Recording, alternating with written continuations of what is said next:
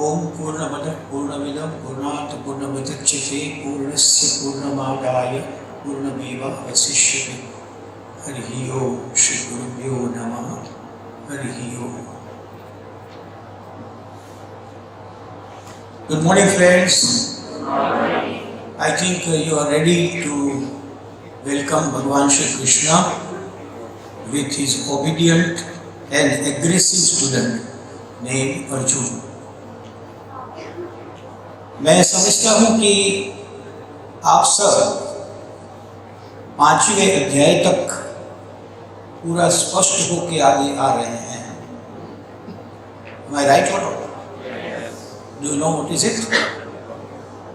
We have already studied in Adhyay 5.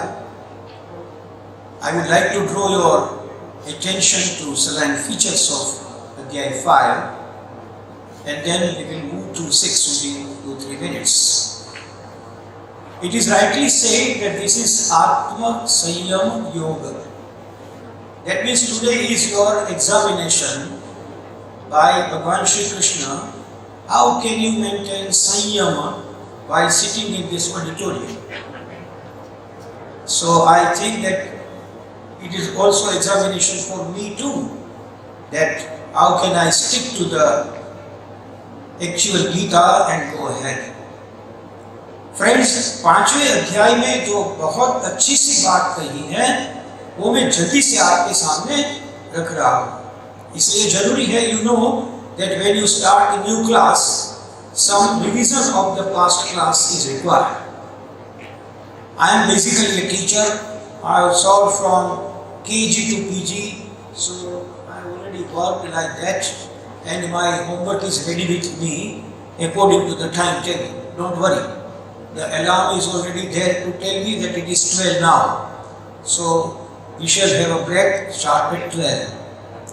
आपको कोई याद रखने की जरूरत नहीं, कोई टेंशन मत रखना। गीता वही समझाती है कि टेंशन से जीना नहीं है, खुशी से जीना है, प्रेम से जीना है, प्यार से जीना है, सबको अपना समझ के जीना है। 5वें अध्याय में भगवान श्री कृष्ण ने जो जिस्ट दिया है वो यह है कि संसार हर जगह पर है।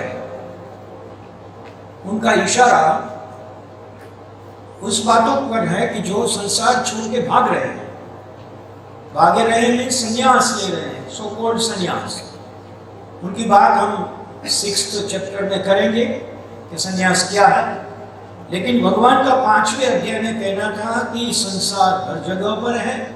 आप अपना एरिया छोड़ दो और आप अपना पूरा व्याप छोड़ दो तो भी जहां जाओगे वहां संसार रहेगा। हम जानते हैं कि हमारे साधु साध्वी, महात्मा जी, योगी जी, बाबा जी जो कुछ होते हैं, जिन्होंने संसार को छोड़ दिया था, लेकिन जहां है वहां अपना एक संसार खड़ा कर दिया। घर में रहने से तो एक कुटुंब का व्यवहार करना होता है, बाहर संन्यास लेने के बाद तो पूरे आश्रम का मैनेजमेंट करना पड़ता है। So God very well points that अलिप्त होने के लिए, if I would like to detach from you, ऐसा कोई जरूरी नहीं है कि आप संसार छोड़ दें। भगवान श्री कृष्ण कहते हैं अलिप्त होने के लिए तो संसार के सहयोग का आवश्यकता है। The world should have a support to you. हमारा ध्येय है कि कर्म अकर्म बनना चाहिए। I would like to take 1 second here. What is karma and what is विकर्म? वो कहते हैं कर्म अकर्म बनना चाहिए। Words are there, कर्म, विकर्म, अकर्म, आप जान गए होंगे। फिर भी एक लाइन में बताऊं, जो मेरे जन्म होने से मेरे साथ जुड़े हैं उनके लिए जीना वो कर्म है। वो कर्म में पूरा मस्तिष्क, माइंड, चैतन्य डालना वो विकर्म है। और कर्म करते करते करते भूल जाना कि मैं कर रहा हूं वो अकर्म है। Are you clear about it? What is कर्म? विकर्म, अकर्म। तो हमारी यात्रा कर्म से लेकर विकर्म तक की है। तो भगवान 5वें अध्याय में कहते हैं कि कर्म को अकर्म बनाना और उनके लिए स्वधर्म स्वरूप में, at the end of my session I will give you 2 words, ये 2 शब्दों में पूरी गीता हमारे सामने आ जाती है। वो शब्द यहाँ पर है स्वधर्म आचरण। भगवान ने आपको एक धर्म दे के भेजा है। धर्म मीन्स कर्म। कौन सा कर्म? मैं थोड़ा स्पष्ट करूं जो 5वें अध्याय में कहा गया already. When I take birth there are 3 organisations already with मी।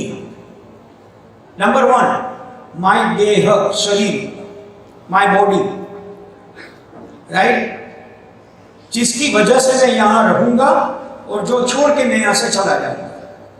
तो वो बॉडी को मेंटेन करना, अच्छी तरह से वायरस से बचाना और उनका उपयोग ऐसे करना, through my body I can not harm anyone, that is my स्वधर्म फॉर बॉडी। ये पहला ऑर्गेनाइजेशन। दूसरा ऑर्गेनाइजेशन है हमारा फैमिली। फैमिली मीन्स जहां हम जन्मे हैं, माँ बाप, चाचा चाची, भाई फुआ, जो भी बोलो वो। लेकिन गीता वहां वो संवरण नहीं करती। श्रीमद् भगवत गीता कहती है कि कुटुंब मीन्स आप जहां रहते हो वहां के अड़ोस पड़ोस के लोग भी आपका कुटुंब है। आप जहां पे अभी बैठे हो वहीं पर भी जो है वो आपका कुटुंब है। आप जिसके परिचय में हो वो भी आपका कुटुंब। So this is second organization, and the last and the third one, entire cosmos, पूरा अस्तित्व, पूरा पर्यावरण। You know, पर्यावरण is पर्यावरण। हमारे अगल बगल में जो रहता है वो आवरण, उसमें वृक्ष है, उसमें पशु पंखी है, उसमें जो भी नदी है, पर्वत है, तारा है, सूर्य है, चंद्र है, वो सब हमारा कॉस्मोस है। और एक लाइन में कहा है कि इसके लिए क्या करना है? करना सिर्फ इतना है कि इन तीनों को अच्छे ढंग से मेंटेन करो। उसमें से जो लिया है वो वापस दे दो, उनके लिए श्रम करो और बाद में जो भी जैसा था आपको सौंपा गया था वैसा छोड़कर वापस आओ। जीनी रे जीनी चदरिया कबीर साहब कर जो की तो धर दीनी चदर, जैसी थी चादर वैसी लेके हम वापस जा रहे हैं। तो ये कर्म, विकर्म और अकर्म। Are you sure about it? If you have any doubt you can raise hand at any time, don't worry. Let me clarify. हमारे जन्म के साथ जो हमारा कर्म दिया गया है वो करना, वो कर्म में चित्त प्रवृत्त करना वो विकर्म, और विकर्म करते करते करते भूल जाना कि मैं कर रहा हूं, कर रही हूं, वो अकर्म। तो 5th chapter says us very loudly that our journey is from karma to vikarma. Or for that we need to see that sannyas is not required. Stay where you are. Stay where you born, take your birth. No need to leave everything. But stay like that you are not a part and parcel of that family. That is detachment, anasakti. That is the big word of Gita. You know that Mahatma Gandhi wrote Gita Bhashya and he titled that Bhashya Anasakti Yoga. जो है मेरा है। मैं कल रात को आया हूँ, आज सबके साथ हूँ तो सबका होके रहूंगा। कल सुबह जाऊंगा तो आपको और ये पूरे परिसर को भूलना। जहां जाऊं मैं बोलूं मैं कांदीवली गया था, एक बड़ा सा लेक्चर था, इतने सारे स्टूडेंट थे, नहीं तो मेरे से छूटा नहीं है। वो आसक्ति जितनी जल्दी से आ जाए उसकी आपको लेना है। फ्रेंड, भगवान श्री कृष्ण कहते हैं कि कर्म करना चालू ही रखना है। पहले श्वास से लेकर अंतिम श्वास तक आपको कर्म करना ही है। नहीं करेंगे तो आप जी नहीं सकेंगे। एक फिलोसॉफी आगे आती है गीता में कि कुछ न करने वाला भी बहुत कुछ कर रहा है।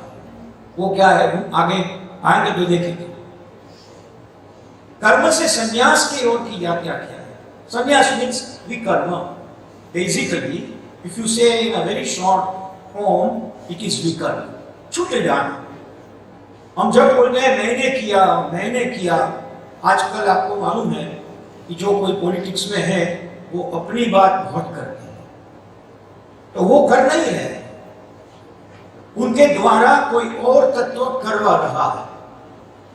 फ्रेंड्स, पंडित राम सुखदास जी महाराज हैं, उनका फोटो अवेलेबल नहीं है कहीं भी, लेकिन गीता प्रेस गोरखपुर ने उनके बहुत सारे से ग्रंथ प्रकाशित किए हैं। मैं रिक्वेस्ट करूंगा इसमें से जिसको थोड़ा इंटरेस्ट पड़े गीता में, वो उनकी टीका या भाष्य पढ़े।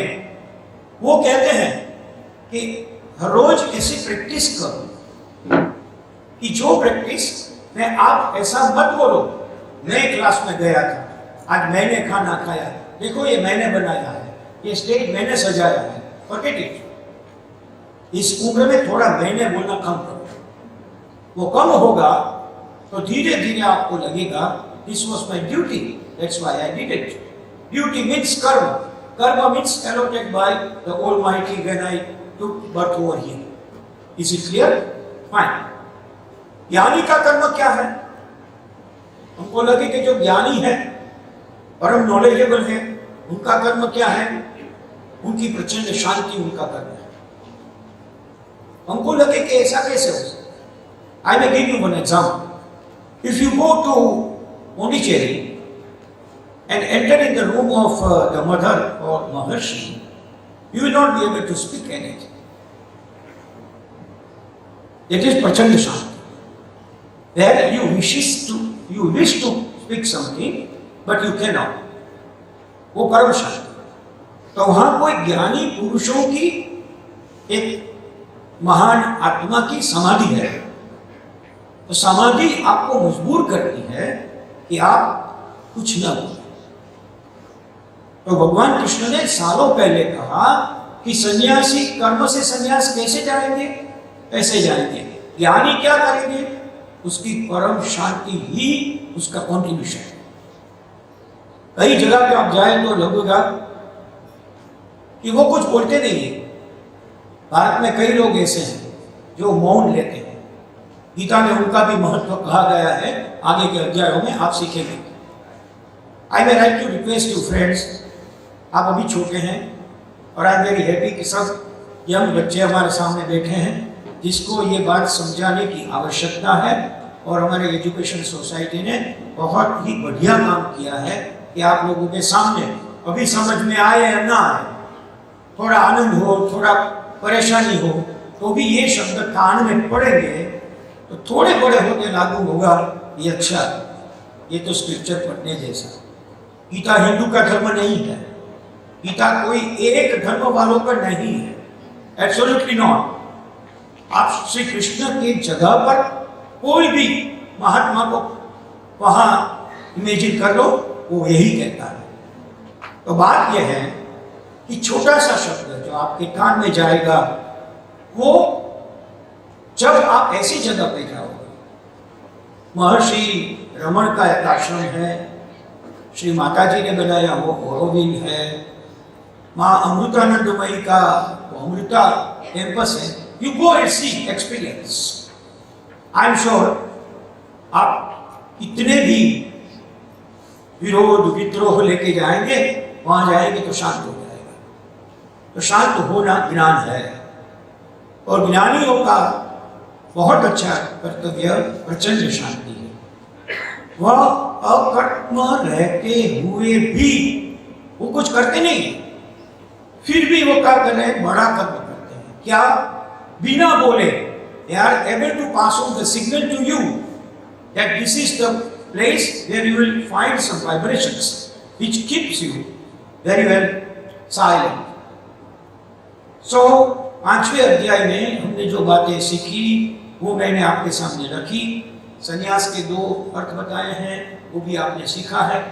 संन्यास और योग हमारे यहाँ बहुत ही प्रयोग में लिया जाता है। योग शब्द है, योग की सही व्याख्या अभी तक हम नहीं जान पाए। Let me tell you very frankly, योग मीन्स आसन करना नहीं है। योग मीन्स गैदरिंग करना और सांस ऊपर से नीचे करना। और बाबा जी जो करते हैं पेट अंदर ले जाना बाहर लेना, वो योग नहीं है। गीता क्या कहती है? आपको अपने आप को अंदर की यात्रा से जुड़ना, वो योग है। Every time you need to ask yourself means पूछो। साइकोलॉजी में एक ऑटो सजेशन नाम का है, आपने पढ़ा होगा शायद, if you are in touch with psychology. Auto suggestion क्या है? Go to the mirror and don't say that how I look. Go to the mirror and say I am better than yesterday. You tell yourself, and when you say that I am better than yesterday, anyone cannot change your opinion. It is auto-suggestion. Ask yourself, Rakesh ये क्या कर रहा है? ऐसा बोलो अपने आप को, कुछ ऐसा हो जाए। ये जो बात है वो ऑटो-सजेशन की बात उसी वक्त पे कही थी, वो योग है। To aware your inner self about the outer activity is yoga. Friends, आपको लगेगा कि at the end of 5th chapter एक इक्वेशन आप निकाल के रख सकते हैं, ज्ञान प्लस कर्म इज इक्वल टू ज्ञान प्लस कर्म भाव। नॉलेज एंड कर्म मीन्स नॉलेज एंड कर्म भाव। टू डू, भाव मीन्स इच्छा, भावना, मेरी भावना ऐसी है, I would like to do like this. So this is a very summary, very brief summary of chapter 5, क्योंकि उनके बिना हम आगे नहीं जा सकेंगे, कर्म विकर्म जानना होगा, क्योंकि जो छठा चैप्टर है वो हमारे सामने ऐसी बात रख रहा है। I would like to draw your attention friends कि ये 47 shlokas are there, so it is very difficult to touch each and every श्लोक. If you consider that I may take 5 minutes for each श्लोक, I need at least 4 hours. So what I have done, that I have already prepared big summary for entire adhyay. I do have, and I do prepare slope wise description also, but I think it will not, time will not allow us to. Okay. It is very clear. It is called आत्म संयम योग। Friends, ये लिखने की जरूरत नहीं है, क्योंकि वहाँ पे डाउनलोड हो गया है, और मैं कहूँगा आप सबके कोई ग्रुप हो तो उसमें ये भेज दें, क्योंकि एक दफ़ा मैं प्रेजेंट कर दूँ, बाद में वो मेरा नहीं है, सबका हो गया। तो आप लिखने में कोई समय ना निकालें, मेरे साथ थोड़ी जर्नी में आगे रहें। फिर से एक बता बोलूँ, आपको कोई भी प्रश्न है, प्रश्न तो आप बीच में से मेरे को रोक के पूछ सकते। Okay, I think I will deal in Gujarati English mix. Will it go? Sorry, Hindi English mix. Am I right? Okay, कितने बच्चे गुजराती वाले हैं इसमें? Oh, Gujarati, fine, thank you, thank you. Let us practice. मैं भी बेसिकली गुजराती हूँ और मातृभाषा में शिक्षा के लिए बहुत ही आग्रहोश हूँ, लेकिन हायर एजुकेशन उसमें से बाहर है। Primary education should be with the mother tongue. Okay friend, we have started the journey with ओम परमात्मने नमः। वी सैल्यूट भगवान Shri Krishna. This is Shrimad Bhagwat Gita. You know that Bhagavat Gita means Shrimad Bhagavat Gita. Shrimad और भगवत, भगवत दैट मीन्स भगवान के मुख से आई हुई। भागवत मीन्स भगवान से रिलेटेड। ये छठा अध्याय है, आत्म संयम योग। मैंने ये योग वाली बात तो आपको स्पष्ट कर दी है पहले से, 5वें अध्याय से। अभी हम आगे जाए। Next, it is very simply narrated on the screen so you can understand. Actually if I से there can be a classification of all these 47 shlokas into 5 groups. वो आपके सामने है। 1 से 4 जो श्लोक हैं वो कर्मयोग का विषय हमें समझाते हैं और योगारूढ़ पुरुष के लक्षणों का निर्देश करते। ये योगारूढ़ क्या है आएगा। 5 से 10 श्लोक है तो आत्म उद्धार के प्रेरणा देंगे। उद्धार में आत्म करना, आत्म संयम योग। तो आत्म का उद्धार कैसे किया जाता है वो प्रेरणा देते हैं, और भगवत प्राप्त पुरुषों के लक्षण होंगे 5 से 10। The third class, the third session, maybe from 11 to 32, वो ध्यान योग का विस्तार पूर्ण विषय छेड़ते हैं। 33 to 36 मन के निग्रह का विषय। हमको ताज्जुब होता है कि हम बात कर रहे हैं आत्मा की, मन बीच में क्यों आ गया? मन तो हर जगह पे बीच में आता ही है। आपको शायद मालूम होगा सर, 2 वर्ड ऐसे हैं जो फिजिकली हमारे बॉडी में नहीं है लेकिन मेंटली हमारे साथ ही रहते हैं। एक शब्द है मन, दूसरा शब्द है दिल। इसीलिए हम दिल यहां से वहां से यहां देते रहते हैं, क्योंकि दिल कोई फिजिकल सब्सटेंस नहीं है। If you ask any surgeon कि मेरा डिसेक्शन करो और दिल निकाल कर रख दो, तो वो निकाल नहीं पाएगा। हाँ, वो हृदय निकाल के रख दो, it is a biological substance. वो बुद्धि निकाल कर, मन कहां पे नहीं है। और जो नहीं है उनका ही आधिपत्य हमारे ऊपर है। पूरे महाभारत में से 700 श्लोक में गीता अर्जुन जैसे महावीर, धनुर्धर श्रेष्ठ, पूर्ण ज्ञानी, अनेक युद्धों में जीतने वाला अर्जुन को कहने की आवश्यकता क्या थी? आपको एक प्रश्न होना चाहिए।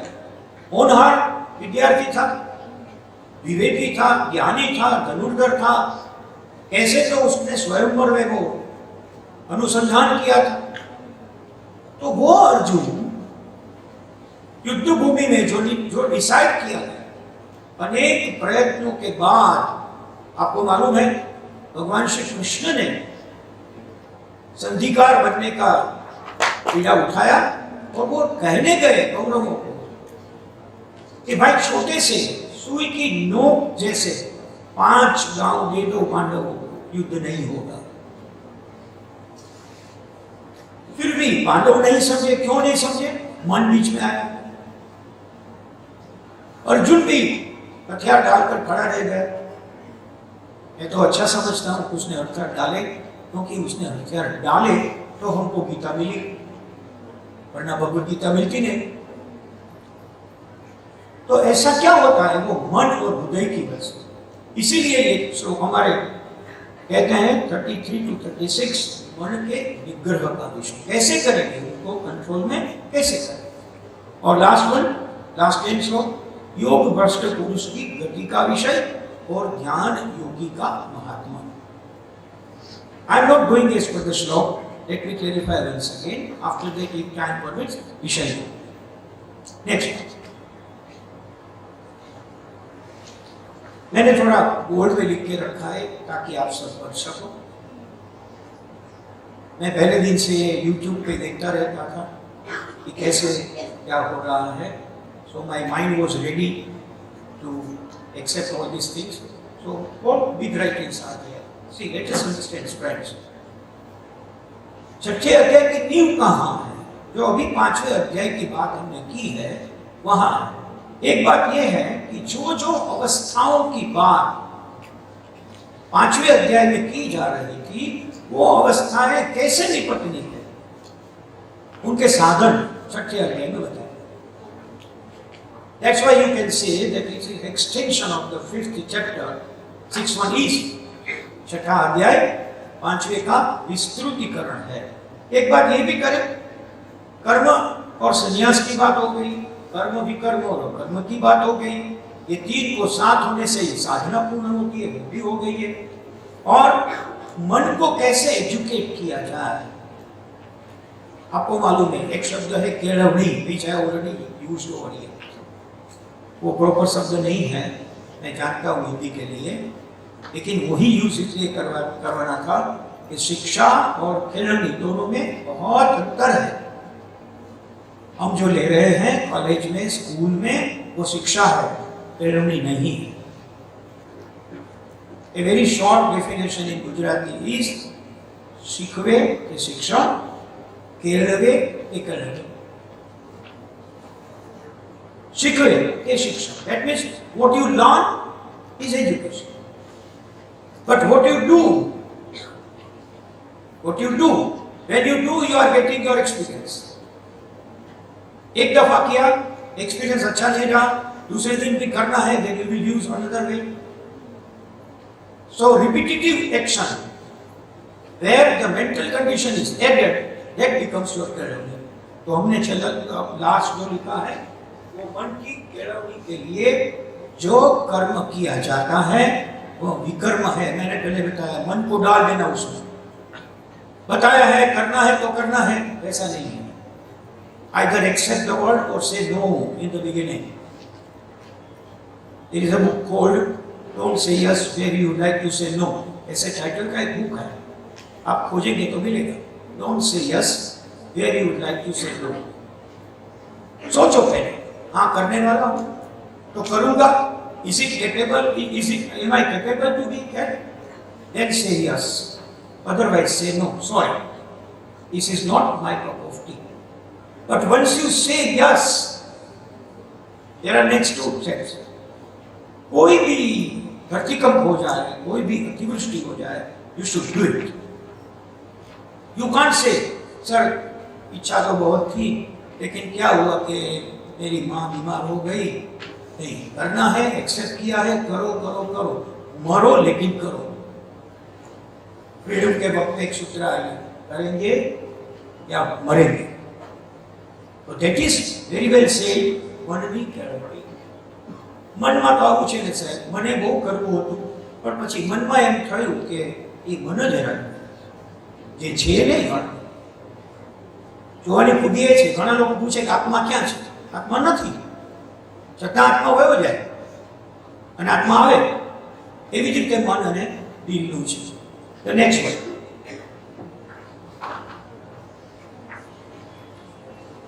कर्म और विकर्म दोनों का जानना जरूरी है. क्यों जरूरी है? कर्म और विकर्म के प्रयोग से ही अकर्म की भूमिका बनती है. If you say no to any kind of word, you will not go to vikarma, then you will not reach up to karma. मैं एकदम संक्षिप्त में बताऊं, जिसमें देह शामिल है और मन शामिल है वो कर्म. कर्म में पूरा चित्त और मन शामिल है तो वो विकर्म. और ड्यू टू हैबिट, साइकोलॉजी में एक हाइपोथेसिस है, repeated action becomes habit. Repeated action becomes habit. आज करो, कल करो, परसों करो, हैबिट हो जाए. तो विकर्म की प्रैक्टिस करते करते करते एक समय ऐसा आएगा कि वो छूट जाएगा. जिसमें आपका देह था, जिसका मन था, चित्त था, वो छूट जाएगा. कब पूरा हुआ मालूम नहीं पड़ेगा. मैं आपको एक छोटा सा एग्जांपल दूं. आपने अपने घर में, इन लोगों के लिए कह रहा हूं, आपने अपने घर में माता बहनों सबको रसोई बनाते हुए देखा. हम रसोई बनाते हैं तो सोचने की बात नहीं है कि क्या बनाते हैं, क्या बनता है, वो सब भूल जाओ. लेकिन बहन और माताश्री रसोई बना रही है, वो एक शाक को क्या बोलते हैं वहां पर रख देती है. बाद में वो मसाला का डब्बा निकालता अंदर से. फिर आप देखना पड़ेगा, बाहर से ऑब्जर्वेशन कर. Your mamma will not look at that डब्बा. लेकिन उनका हाथ देखे बिना नहीं जाएगा, ये डालेगा, ये डालेगा. क्या हुआ ये?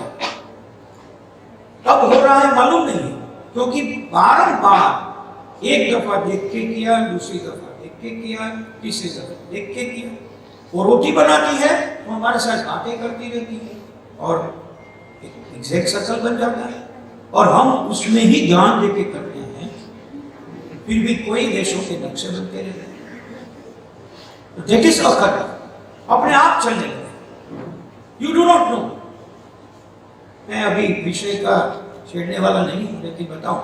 और जपा जाप करके एक बहुत अच्छा सा कॉन्सेप्ट, वो भी पकड़ना है। You do not know that your body is going for jump. You must have seen some Mahatmas, their post जो है वो ऐसे होते हैं। आपको लगता है क्या है? अंदर से झाप हो ना। It is a japa jap. You don't do it, but it is. Okay? हमने देखा है कि कर्मयोग, वह भूमिका में कर्म और संन्यास एक रूप को चढ़ने में आगे बता दिया है। कर्मयोग की भूमिका जो है वही संन्यास की है। यदि आपका कर्म विकर्म से होकर अकर्म में पहुंच जाए तो आप संन्यासी हैं। वो क्या कहते हैं? 6वां अध्याय बताता है कि कर्मयोग और संन्यास योग दोनों एक है। कर्मयोग तब है जब आप तीसरे स्टेप पर पहुंचो, कर्म विकर्म अकर्म पर पहुंचो तब।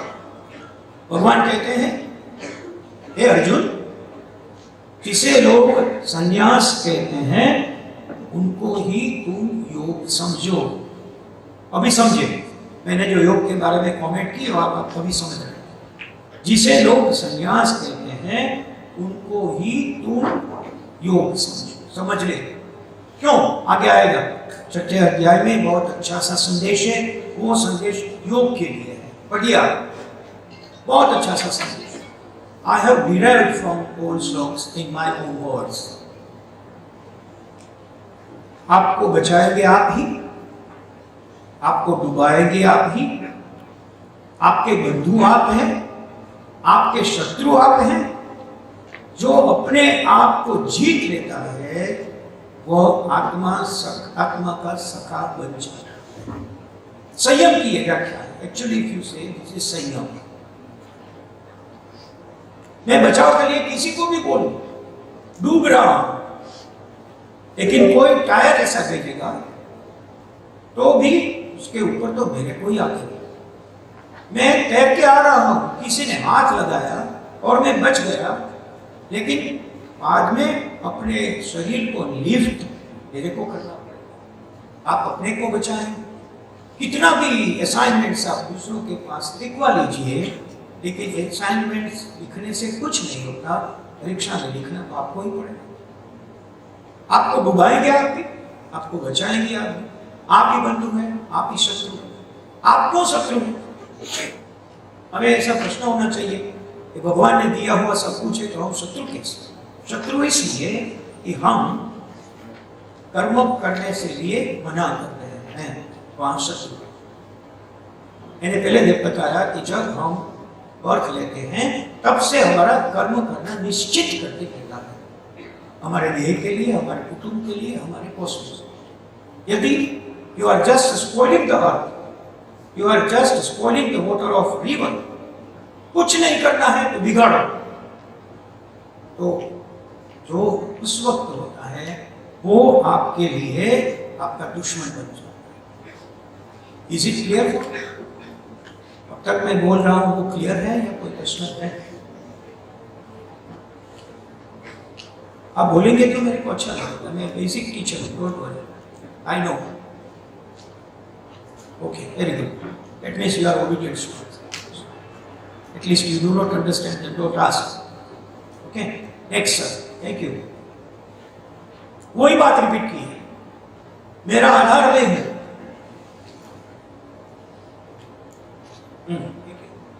मेरा आधार मैं हूं, मुझको डुबाने वाला मैं हूं, मैं ही मुझको ताड़ कर बाहर लाऊंगा।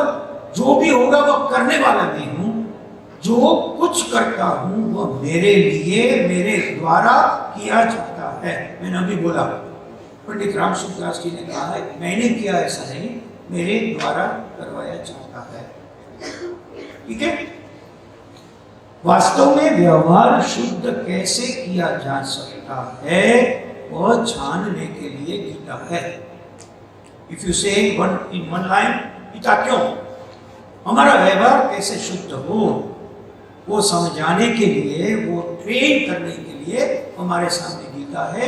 इसीलिए जो मनुष्य है वो हर एक के लिए भगवद गीता है। ऐसा नहीं हिंदू के लिए है और औरों के लिए नहीं है। No, it is not like that. Make it very clear. जहां भी व्यवहार करेंगे, ये वाक्य थोड़ा निष्कर्ष निकाल के मैंने रखा है, जरा गौर से जान लीजिए। जहां भी व्यवहार करेंगे वहां गीता आपके साथ रहेगी, आप बुलाएं या ना बुलाएं। You know that is, drama में कोई प्रॉम्प्ट करता रहता है पीछे से, if the artist forgets on the stage, कोई प्रॉम्प्टर है। Gita is a prompter. Whenever you say that this is useless and will do, Gita will be there. और दूसरी लाइन, वो हाथ पकड़ के आपके साथ चलेगी और आपको ऊपर उठाएगी, चलना सिखाएगी, ऊपर उठाएगी। Let me tell something about Nathuram Godse. He has already written that since last week I was feverish, I was not well. Now I feel that someone was telling me that don't do it.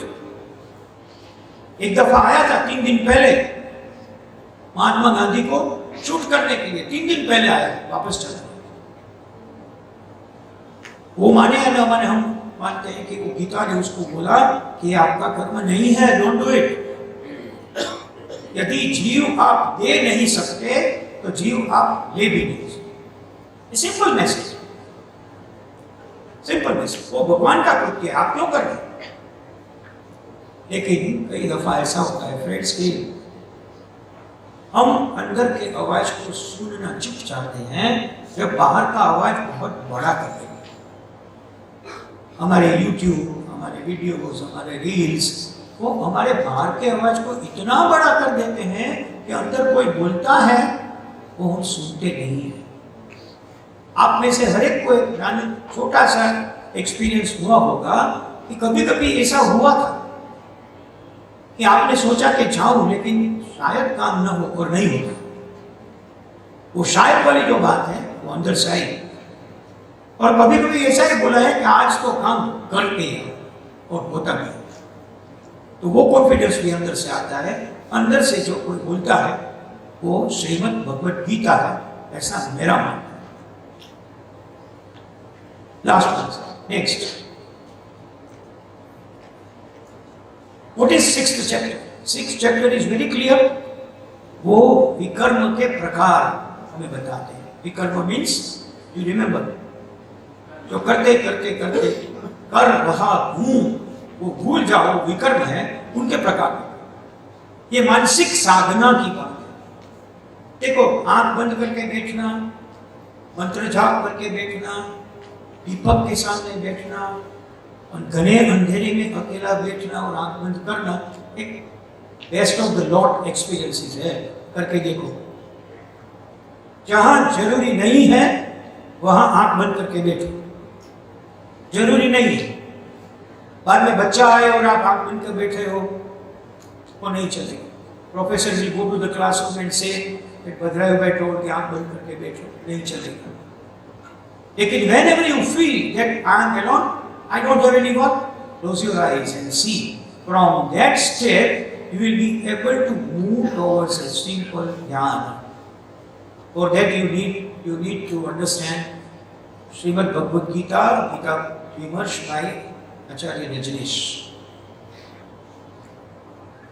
हम बात कर रहे हैं कि विकर्म के प्रकार जो है वो साधना की शुरू है। एक दफा हुआ, दूसरी दफा हुआ, बाद में आपको याद नहीं रखना पड़ेगा। गीता कहती है, अरे जीव, तू ईश्वर बन सके ऐसी दिव्य आकांक्षा रख। सर ये तो नहीं हो सकेगा, आई कांट डू इट, मैं जानता नहीं हूं, मैं जानती नहीं, मैंने कभी करा नहीं है, सर ये पहली दफा कर रही है। कोई बात नहीं, करो, करते रहो। उर्वन शाह का एक पुस्तक, उसका टाइटल है मरो ત્યાં સુધી જીવો। What does it mean? જીવો means જીવવું। Many people જીવે છે ખરા, જીવંત નથી હોતા। જીવવું એટલે શ્વાસ લેવો, ખોરાક લેવો, બધા તંત્રો ચાલે તે જીવવું। પણ દરેક બાબતમાં ઇન્વોલ્વ થઈને જે સાથે ચાલે છે એ જીવંત છે। Friend very clear. मैं अभी वेरी इंपॉर्टेंट 3 स्टेप पे आ रहा हूं। क्या करना है? हमारे पास ज्ञान योग था, कर्म योग था, भक्ति योग था। अभी तक आ गए। अभी हम आ रहे हैं ज्ञान योग पे, इसीलिए मैंने ज्ञान शब्द का इंट्रोडक्शन किया। फ्रेंड्स, एक छोटी सी बात समझाऊं। ये 3 वर्ड्स ऐसे हैं, ज्ञान, कर्म और भक्ति, ऐसे हैं कि जो हम समझते हैं लेकिन इतना समझते नहीं है। एक एक लाइन में मैं स्पष्ट करूं। ज्ञान क्या है? जो ज्ञानी है वो क्या करेगा? वो कहेगा, please concentrate on the statement what I am doing. वो कहेगा there is a river, there is a river. What does it mean? आप इंग्लिश में पढ़ते हैं। There means I am far away, there is the console, there is, it is on a distance. I know only what is console, where it is, वो ज्ञान है। कर्म करने वाला क्या करेगा? यहां से चल के जाए, चल के जाए। वो रिवर के पास जाके बोलता है this is the river. Clear? और भक्ति वाला क्या करेगा? वहां जाके अंदर डुबकी लगाएगा और वो बोलेगा I am the river. This is ज्ञान, कर्म, भक्ति। दैट इज ज्ञान, दिस इज कर्म, when you need to do it. I need to walk and go there, and if I am totally involve into it, that is कर्म। थोड़ा समय लेके भी मैं बोलूं कि आपको वो बात शायद याद होगी, જેને આપણે મીઠું કહીએ ને, મીઠાની કૂતરીનું, that means salt dole. It's a good story. अभी मैंने कोई याद आई तो मैं जल्दी जल्दी बता दूं।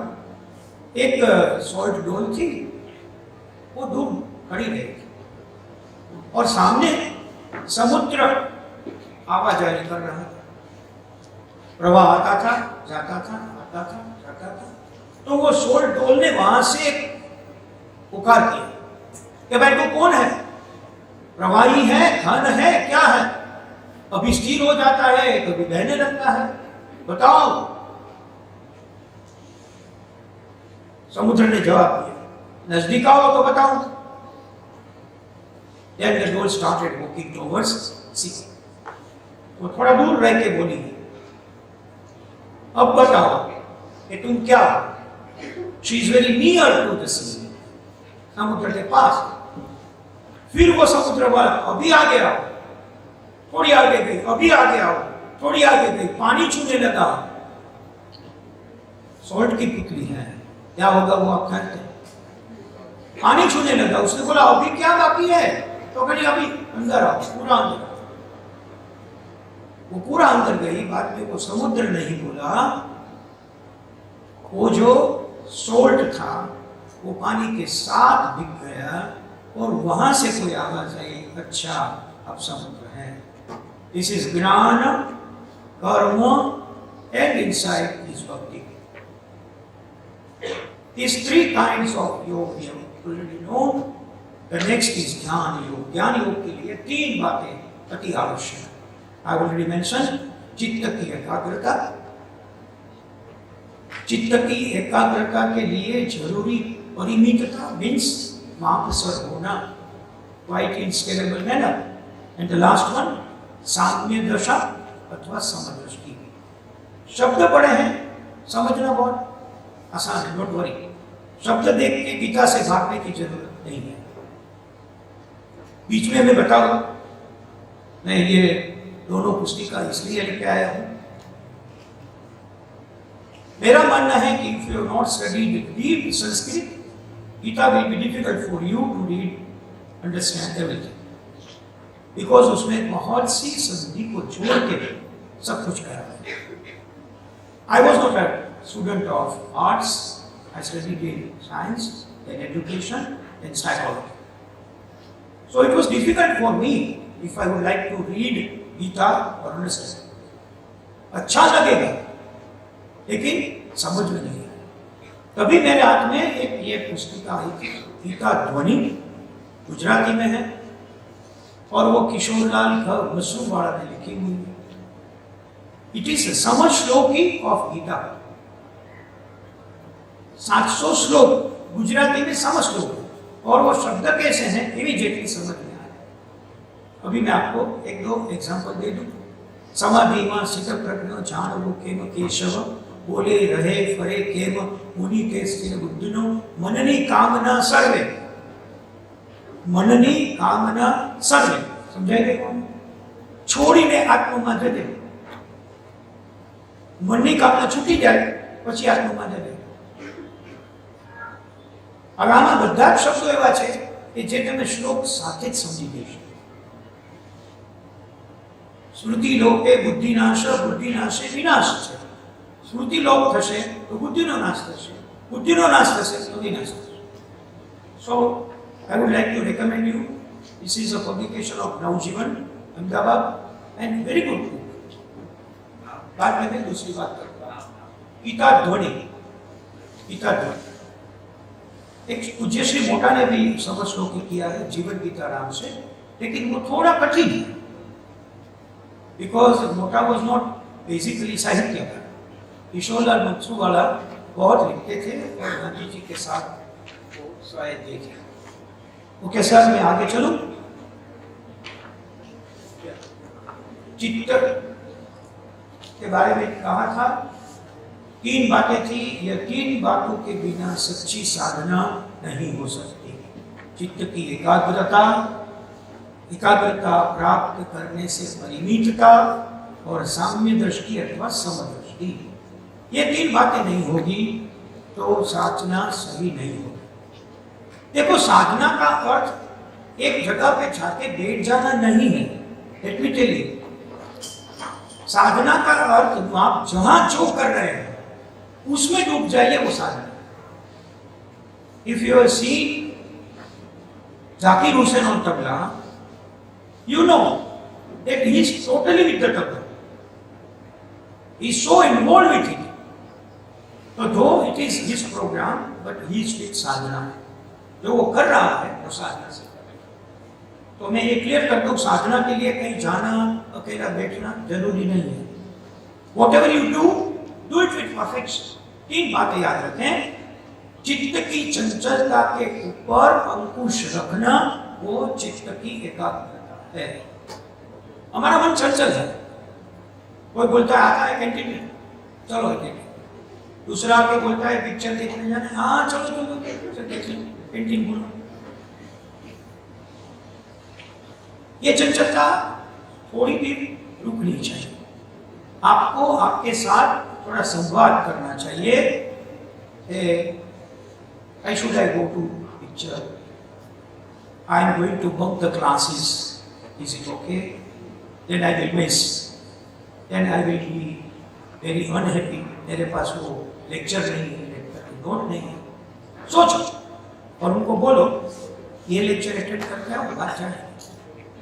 तो ये साधना, साधना कोई अलग व्यवहार नहीं है।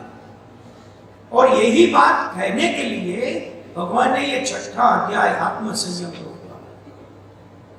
फ्रैंकली मेरे को पूछो तो भगवान श्री कृष्ण की एंट्री के पहले हमारा संन्यास भागेड़ू था।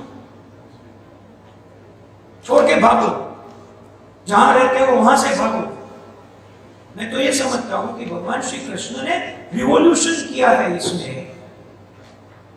आप किसी को जाके बोलो मैं संन्यास लूंगा तो वो समझाएंगे नहीं लेना चाहिए। ये संन्यास की बात नहीं है। आप जहां है वहां कर्म योग करते रहते हैं पूरी एकाग्रता से, तो वो संन्यास करने की कोई जरूरत नहीं। मैं आगे बताऊंगा, याद आएगा तो महावीर स्वामी की बात, वो एक बहुत बड़ा सा दृष्टांत है। चित्त की एकाग्रता मीन्स मन के चंचल होने के ऊपर थोड़ी कंट्रोल है। परिमितता मीन्स जो भी करे, जैसे भी करे, अपने दायरे में। कभी कभी क्या करते हैं, हम करना पसंद करते हैं लेकिन ओवर कर लेते हैं। ठीक है, भगवान श्री राम ने लक्ष्मण को बोला कि सीता जी को वन में छोड़ के आओ। आपको स्टोरी मालूम है, एक धोबी के फरियाद पर उनको वहां छोड़ के आओ। Lakshman could have done very well कि वहां छोड़ने के बाद वो माता सीता के साथ कुछ ऐसी व्यवस्था करें कि उनको तकलीफ ना हो, सब कुछ देखें, हो सके तो 10 दिन रहे, नहीं रहे। बात इतना ही हुआ कि आपको जो कहा गया है, सौंपा गया है, वो काम करके वापस प्रमाण सर माप सर ये है। और द थर्ड वन, समदृष्टि, सारे विश्व को एक उदार दृष्टि से देखा। ये गधा है, ये आदमी है, ये हिंदू है, ये मुसलमान है, ये क्रिश्चियन है, इनकी प्रार्थना अच्छी है, हमारी बुरी है, तो ये समदृष्टि नहीं है, साम्य दृष्टि है। आपको समदृष्टि से देखना। नरसिंह मेहता का वो प्रसिद्ध भजन जिसने महात्मा जी को पूरे महात्मा जी ने पूरे वर्ल्ड में पहुंचा है, वो वैष्णव जन तो कहने कहिए, इसमें वो समदृष्टि ने तृष्णा त्यागी, ऐसा वर्ड है। व्हाट इज दैट समदृष्टि? दिस इज समदृष्टि। All are one, why one? Because what I am is आत्मा। जो मेरे अंदर बैठा है छोटा सा आत्मा, वही आपके अंदर बैठा है। मेरे अंदर से निकल के जो मेरे देह को मृत कर देगा, वैसा आपके साथ भी होगा। हम अलग नहीं है। हम means not only male and female but small, छोटा सा पौधा भी अलग नहीं है, छोटा सा जानवर भी अलग नहीं है, उसमें भी जीव है, जीव मात्र। जो जीव मात्र है, सजीव है, उनके प्रत्यय हमारी जो दृष्टि होना चाहिए वो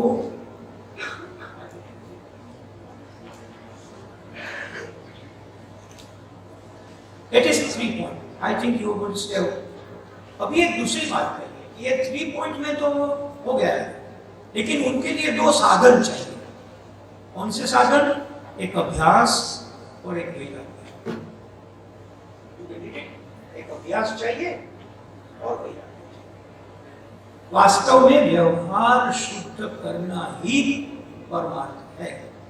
हम अभी सोशल एक्टिविस्ट बहुत बढ़ रहे हैं, सेवा करने का बहुत लोगों का मन उछल रहा है, लेकिन गीता कहती है कि आपका व्यवहार पूर्णतः शुद्ध कर दो तो वो परमार्थ हो गए और कुछ करने की जरूरत नहीं। सेवा में जाएंगे तो फिर से अपना नाम बड़ा करने के लिए प्रमुख बनेंगे, सेक्रेटरी बनेंगे, फिर से कहेंगे कि मैं मेरा नाम 2 दफा बोलना, तो ये तो सेवा नहीं हुई। अपने व्यवहार को शुद्ध करो, वो हमारा सही रूप से परमार्थ है। नेक्स्ट मैं 3 उदाहरण देता हूं। नेक्स्ट मैं इसके बारे में 3 उदाहरण देता। साम्य दृष्टि क्या है, कैसे हो सकता है। नेपोलियन आपको जान के ताज्जुब होगा, नेपोलियन है वो गणित का बहुत शौकीन था, माहिर था। लेकिन क्या होता था कि नेपोलियन जब युद्ध में जाता था तो युद्ध के मैदान पर भी वो एक अलग कोने में जाकर मैथमेटिक्स करने लगता था। भूल जाता था कि युद्ध हो रहा है। समझिए, यदि आपको चित्त की एकाग्रता के लिए परिमित सामने दर्शाया करें तो समझिए, नेपोलियन चालू युद्ध में सबको छोड़ के, सब कोई मारता था, काटता था, वो अलग जगह पे जाके मैथमेटिक्स करने लगता था। दूसरी एक बात है, हमको मालूम है कि खलीफा उमर नाम के एक संत थे और वो युद्ध में भी जब जाते थे तो प्रार्थना करते थे। जब गोले छूट रहे हैं तो वहां पे बैठ जाते थे, नमाज पढ़ते थे अपनी तरह से। शत्रुओं को भी ऐसा लगता था कि उनको नहीं मारना। See how you are involved totally with the prayer. And the last one, एक मुस्लिम साधु था, कहीं से तीर छूटा और उनके सीने में घुसा। साधु को बहुत ही दर्द हो रहा था, देख रहे थे सब। ये क्या किया? तो किसी ने कहा कि वो धनुष बाण को हम बाहर निकाल लेंगे। तो निकालते वक्त बहुत दर्द हो रहा था, वो पुकार कर रहा था मत करो मत। तभी एक व्यक्ति ने आके बोला, वो शाम को 6 बजे बैठेगा, प्रार्थना के लिए बैठेगा और प्रार्थना में बैठ के ही इतना एकाग्र हो जाएगा कि आप धनुष बाण निकालेंगे उसको मालूम ही नहीं पड़ेगा। And they did it। और किया, वैसा ही हुआ। जैसे प्रार्थना में बैठा कि तुरंत ही उनका दर्द गायब हो गया और गायब होते ही वो निकाल लिया, कुछ नहीं था मानो। दिस इज कॉल्ड चित्त की एकाग्रता। It is my time to take a break. Thank you very much.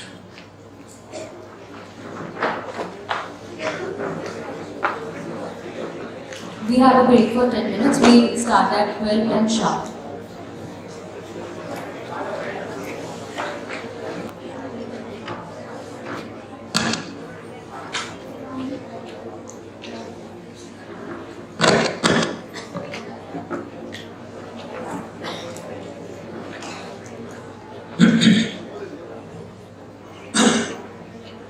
Once again, welcome to you.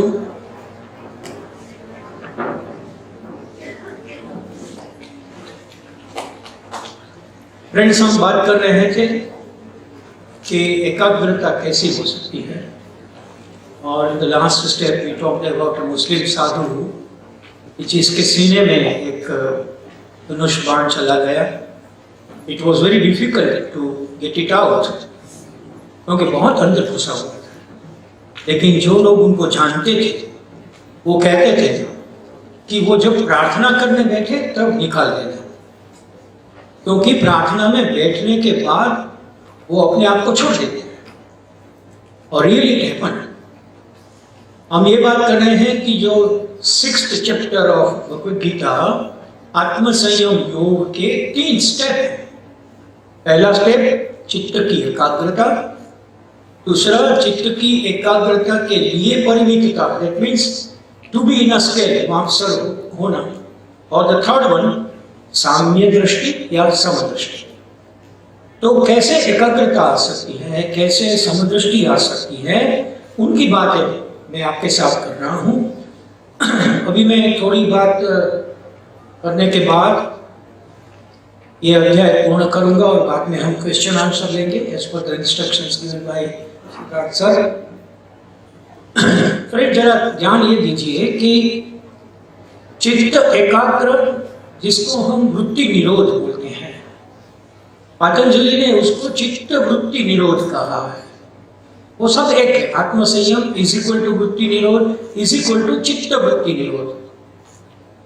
क्योंकि हमारा चित्त बारंबार हमारी वृत्ति में दिखाई दे पड़ता है, और वृत्ति हमारी प्रवृत्तियों से अभिव्यक्त होती है। आप जो भी एक्टिविटी करते हैं उसमें आपकी वृत्ति दिखाई दे रही है। मैंने अभी बोला कि सेवा के काम में है, तो आपका जो मानसिक परिमाण है वो सेवा से जुड़ा हुआ है, वृत्ति वो है, इसलिए इसकी प्रवृत्ति कर रहे हैं। इफ आई से प्रेसिडेंट सर जो यहाँ पे हैं हमारे साथ, किशोर सर अभी 2 दिन से हैं, तो उनका वृत्ति एजुकेशन का है, that's why they are doing activity in education. तो आप ये समझ लीजिए कि आपकी वृत्ति आपको प्रवृत्ति के लिए लीड करेगी। So be sure about the very concentrated vritti while you are pursuing your college period also. चित्त एकाग्र हो तो सामर्थ्य भी कम नहीं होगा। ये मैंने जो बात कही वहां मैंने बताया। एकाग्रता का अग्र क्या है? एक अग्र के ऊपर ध्यान केंद्रित करना, वो एकाग्रता है। अग्र मीन्स मेरे आगे। That shows that पीछे देखना नहीं है। पीछे का एक्सपीरियंस शायद बुरा है तो भी कोई बात नहीं, देखना पीछे नहीं है, आगे है। That's why it is said एक अग्र। और उसमें भी 8-10 काम आपको करने हैं, उसके अग्र कौन है? जो कर रहे हैं उनको अग्र रखो और आगे करो। तो वेरी क्लियर, एक ही अग्र के ऊपर ध्यान बराबर लगाना, वो हमारा एकाग्रता का अर्थ है। यहां 2 छोर है सर। जैसे मैंने कहा था कि कर्म करके उनके मन को उसमें डालेंगे तो वो विकर्म हो जाएगा, और विकर्म करते करते करते करते आप भूल जाएंगे कि मैं कर रहा हूं, वो अकर्म बन जाएगा। ये बात जरा मन में स्पष्ट रखिए। कर्म, विकर्म और अकर्म, कई लोग मेरे को पूछते हैं जब मैं ऐसे डिस्कोर्स में जाता हूं कि ये मालूम नहीं हो रहा है। नहीं, कोई और व्याख्या में मत पढ़ो, जो हमें करना है वो ऊपर से दे के भेजा है। The timetable was very prepared. The mother at Pondicherry says that every soul is potentially divine and your timetable is already prepared by Almighty. Only thing is that you do not know the timetable. So that is the point. तो बात यह है कि एक और जैसे जैसे आप कर्म से विकर्म और अकर्म में जाएंगे, वैसे ही आप एकाग्रता के साथ साथ शून्यग्रता के पास जाएंगे। ये एक नया कॉन्सेप्ट, हाइपोथेसिस मेरे अभ्यास के दौरान मैंने वो निकाला है। जैसे एकाग्र होंगे वैसे शून्यग्र होंगे। इसका मतलब क्या है? ये मैंने लिखा है तो उनका मतलब जरूरी है कि जैसे आप एक के ऊपर कॉन्सेंट्रेट करेंगे, बाकी का शून्य हो जाएगा, सुन नहीं पाएंगे, तो शून्याग्रता अपने आप आ जाएगी। कोई डिस्टर्ब नहीं कर पाता उसको। जैसे हमने वो मुस्लिम साधु की बात की, कोई डिस्टर्ब नहीं कर पाता। तो वो another end of the philosophy है। भगवान श्री कृष्ण कहते हैं कि आत्मा में अपना मन प्रयोग गिरोने के बाद किसी का चिंतन मत करो। अभी आप बोले आत्मा कहाँ है? मेरे अंदर है, बाहर ढूंढने की जरूरत नहीं है, वो आत्मा है, इसीलिए तो मैं जीता हूं। वो जब तय करेगा कि अभी निकलना है तो मैं मुर्दा हो जाऊंगा। That's why you know that the concept of the vipassana says concentrate on your breathing. Up and down जो हो रहा है उनके ऊपर कॉन्सेंट्रेट करो। प्राणायाम कहता है सांस लो, सांस छोड़ो। ये सब जो बोल रहे हैं वो सांस के ऊपर क्यों कॉन्सेंट्रेट करते हैं? आत्मा के साथ जुड़ने के लिए, अपने आप से जुड़ने के लिए वो करना जरूरी है। बात यह है कि विचार का जो चक्र है वो स्थिर हो जाना चाहिए। ये थोड़ी गहरी बात है, आपके लिए डिफिकल्ट है, हमारे लिए डिफिकल्ट, आई डोंट से मेरे लिए, सबके लिए डिफिकल्ट है। क्योंकि जैसे आंख बंद करेंगे, बैठेंगे, विचारों का प्रवाह धसमसता हुआ हमारी ओर आएगा। आने दीजिए। There are number of differences in saying this philosophy. Someone say that उसको रोको, and someone say रोको मत, रोकेंगे नहीं और आने दे, आने दे, आने दे, आने दे, एक दफा स्टॉक खाली हो जाएगा। Wait up to that. तो बात यह है कि विचार के चक्रों को स्थिर करना चित्त की एकाग्रता है। बाहर का चक्र तो आप स्थिर कर सकते हैं, एक अंदर का नहीं कर सकते। आप आंख बंद कर दो, कोने में बैठ जाओ, लाइट ऑफ कर दो, बाहर लॉक लगा दो, कोई आएगा नहीं, कोई डिस्टर्ब करेगा नहीं, मोबाइल भी बाहर रखा है, तो अंदर की बात हो गई। लेकिन आपके मम्मी को मालूम है कि वो ऐसे बैठा है, फिर भी किसी का फोन आएगा और बहुत जरूरी काम होगा तो दरवाजा खटखटाए, बेटा ये फोन आया जरा ले ले, बाद में जान में बेचना, लेकिन वो बात पीछे होता ही नहीं है। So make it very clear that बाहर के जो चक्र है उनको स्थिर करना डिफिकल्ट है, वो जितना आप कर सकें उतना अच्छा है। एक बहुत अच्छी सी बात मैंने यहाँ पे कोट की है, जो विनोबा जी ने किसी से पूछा, किसी ने पूछा, आपने देखा होगा शायद, आप रामकृष्ण मिशन के कोई मंदिर में गए हैं तो आपने परमहंस श्री रामकृष्ण देव की मूर्ति भी देखी होगी। उनकी आंख अभी खुली है, पूरी बंद नहीं है। आपको ऐसा लगता है कि थोड़ा खुला है, क्यों है? तो विनोबा जी ने किसी ने पूछा ध्यान करते वक्त आंख को आधी खुली क्यों रखनी चाहिए? ये part and parcel of 6th chapter नहीं है, लेकिन समझने के लिए मैंने यहाँ पॉइंट आउट किया है। अब आप उनका जवाब देखिए। विनोबा जी ने कहा कि भाई बात तो सही है, बात ये होती है कि आप आंख पूरी बंद कर लो तो तमोगुण हो जाएगा, पूरी खोल लो तो रजोगुण हो जाएगा। इसलिए बेहतर है कि आप अधखुली रखो। यू आर नॉट इन तमोगुण, यू आर नॉट इन रजोगुण। पूरी खुले रखेंगे तो लोग बोलेंगे कि इधर उधर देखता रहता है, ये क्या ध्यान कर रहा है। कोई बंद कर देंगे तो लगता है बड़ा ध्यानी है सर, क्यों आंख बंद के बैठा है। बेटर इससे अधखुली रखो। ये एक प्रैक्टिस के लिए मैंने यहाँ आपको दिखाया है। समदृष्टि ध्यान योग का तीसरा महत्व का आयाम है। चित्त की एकाग्रता, परिमितता और समदृष्टि। समदृष्टि यानी शुभ दृष्टि, लाभ दृष्टि नहीं। Make it very clear. हम बोलते हैं लाभ शुभ, लेकिन बोलना चाहिए शुभ लाभ, क्योंकि पहले शुभ होगा तो उससे जो लाभ होगा वो सात्विक होगा, लेकिन पहले जो लाभ होगा वो असात्विक है, तामसिक है, तो वो आपके लिए शुभ हो सकता है लेकिन वैसे शुभ किया नहीं जा सकता। दैट्स व्हाई समदृष्टि इज इक्वल टू शुभ दृष्टि। शुभ मीन्स अच्छा देखो, अच्छा सुनो। गांधी के जो 3 बंदर थे वो शुभ दृष्टि है। जो भी देखना है अच्छा है, जो भी सुनना है अच्छा होगा। आप बोलेंगे हम कहीं पे बैठे हैं और ऐसा लगे कि कोई बोलने लगे, आप स्वतंत्र है उनके साथ विवाद करने के लिए नहीं, पर वो जगह छोड़ के बात है। मैं वहीं रहूंगा जहां पूरा संवाद चलेगा। जब भी संवाद विवाद में परिवर्तित होगा, I will leave that place. I can't compel others to come on my road, but I can leave that place. कोई उसको रणछोड़ राय कहे तो कहते हमने भगवान को भी रणछोड़ राय कहा कि वो रण छोड़ के भागे, तो कोई बात नहीं। लेकिन भगवान ने वो पसंद किया कि मेरे को ये विद्रोह में शामिल नहीं होना है। कैसे?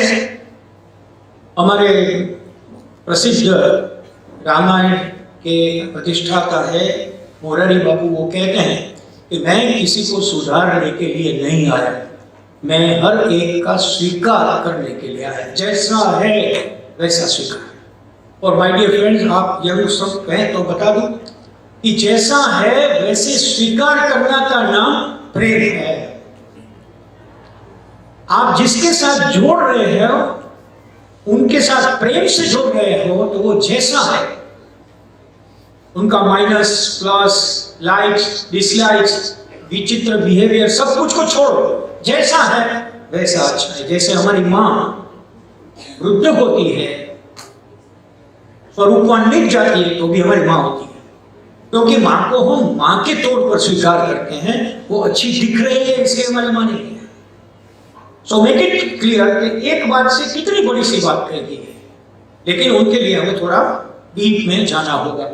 समदृष्टि को ऐसे अभ्यास करो कि पूरी सृष्टि में मंगल मंगल दिखने लगे। अभी मैंने एक स्टेटमेंट किया था साइकोलॉजी का, रिपीटेड एक्शन बिकम्स हैबिट। जो भी रिपीटेड करेंगे तो बाद में ऐसा हो जाएगा कि वो ही आपके सामने आएगा। यहाँ मैं I would like to quote the technology. अभी जो हमारे मोबाइल में, हमारे पीसी में जो टेक्नोलॉजी के साथ जुड़े हैं, वो किसके ऊपर काम करता है? एल्गोरिथम के ऊपर काम करता है। एक दफा बाबा धीरेन्द्र का वीडियो देख लो, रोज बाबा धीरेन्द्र आएंगे। वो बाबा को भी मालूम नहीं है, मेरे को भी मालूम नहीं, लेकिन वो कंप्यूटर वाले को मालूम है कि उनकी आंख यहाँ पे स्थिर हुई थी, तो अभी वही डालो। That is called algorithm. That means you don't decide what to see, someone else decide. तो यहाँ पे यही बात लगा दीजिए। वो जो बोलते हैं कि मंगल मंगल दिखने लगे, मंगल मंगल देखेंगे जो आपका एल्गोरिथम कैसा हो जाएगा, मंगल ही सामने आएगा। कोई रॉन्ग मैसेज आ रहा है, एब्सोल्युटली वर्स्ट मैसेज आ रहा है, उनको पढ़ने से पहले डिलीट करो, और जो अच्छा है, मेरे उपयोग का है, मेरे आत्मा के मदद रूप है, वो पढ़ो। दूसरे दिन वही आएगा। अभी तो एआई के बाद आपको मालूम है कि आपका सब कुछ वो उनको खबर है। आज मैं यहाँ हूँ, ये स्टॉल जैसे निकलेगा पूछेंगे कि कैसा लगा, 5 स्टार देंगे, 4 स्टार देंगे। ये मोबाइल को किसने बताया कि मैं यहाँ हूँ? तो ये एल्गोरिथम है। वैसे अंदर आप प्रैक्टिस करेंगे तो मंगल मंगल ही आपके आत्मा के फोन में डाउनलोड होने लगेगा। तो समझ विनोबा जी ने एक बहुत अच्छा सा, मैं ये भी आपको कोट करूं कि जैसे मैंने ये गीता ध्वनि आपको बताया किशोरलाल का वसुवाला का समझ श्लोकी इन गुजराती। वैसे अब यदि आपको 700 श्लोकों को एक भी को पढ़ने बिना, एक भी श्लोक को पढ़े बिना गीता समझनी है तो गीता प्रवचन हो भाई Vinoba ji you know that is from Maharashtra, और उन्होंने 1932 में धुलिया की जेल में सत्याग्रहियों को जो गीता समझाई थी उनका साने गुरुजी ने बैठ के लिपि कर लिया था और वो प्रसिद्ध है। मांगो वो भाषा में उपलब्ध है, मराठी में है, वो मराठी में कही गई थी, गीता ही कहते थे उनको, इसलिए मैंने कोट किया है। ये बात जो मैं बोल रहा हूँ वो गीता में नहीं है, छठे अध्याय में नहीं है, लेकिन उनके साथ रिलेशन है। विनोबा जी गीता में सुंदर दृष्टांत देते। स्वामी रामदास में समर्थ स्वामी रामदास, वो भी आपके यहाँ से हैं, आपको मालूम है। वो रामायण लिख रहे थे और अपने शिष्यों को पढ़ने के लिए दे रहे थे। सिर्फ उस वक्त पे ऐसा था सर, गुरु कोई भी काम करता था तो बाद में शिष्य उनको पढ़ते थे। अभी हम रिसर्च में इसको पायलटिंग बोलते हैं, हम बोलते हैं वो पायलटिंग हो रहा है। दैट मीन्स पढ़ने वाला वो है, समझने वाला वो है, तो पहला ड्राफ्ट वो पढ़े ताकि हमें मालूम हो जाए कि वो कहाँ रुकता है। तो समर्थ श्री रामदास रामायण लिख रहे थे तो उसने किया कि भाई शिष्यों को एक के बाद एक चैप्टर दिए जाए और शिष्य उसमें पढ़ने के बाद बोले कि व्हाट इज द प्रॉब्लम। तो स्वामी समर्थ ने लिखा कि जब मारुति अशोक वन में था तो उसने सफेद फूल देखे। आपको एक मीट है, एक ऐसी सी मीट है, लोग कहते हैं कि जहां भी राम की बात होती है वहां हनुमान जाकर बैठ जाते हैं। कोई भी स्वरूप में, आप में से भी कोई हो सकता है, आज उनके हृदय में हनुमान उतर जाते हैं। तो जैसे बोले कि मारुति गए अशोक वन में और सफेद फूल देखे तो इमीडिएटली मारुति ने कहा कि गलत बात है भाई, मैंने तो लाल फूल देखे थे। तो समर्थ रामदास ने कहा नहीं सफेद फूल देखे। थोड़ा संवाद हो गया, बाद में कौन करेगा। तो ये बात पहुंची श्री रामचंद्र जी के पास। तो रामचंद्र जी ने बताया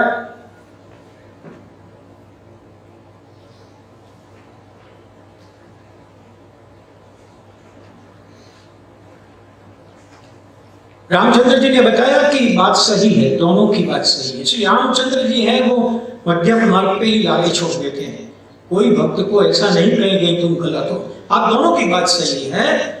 जब मारुति ने वो बातें देखी, जब फूल देखे तो लाल थे या सफेद थे, प्योर सफेद थे।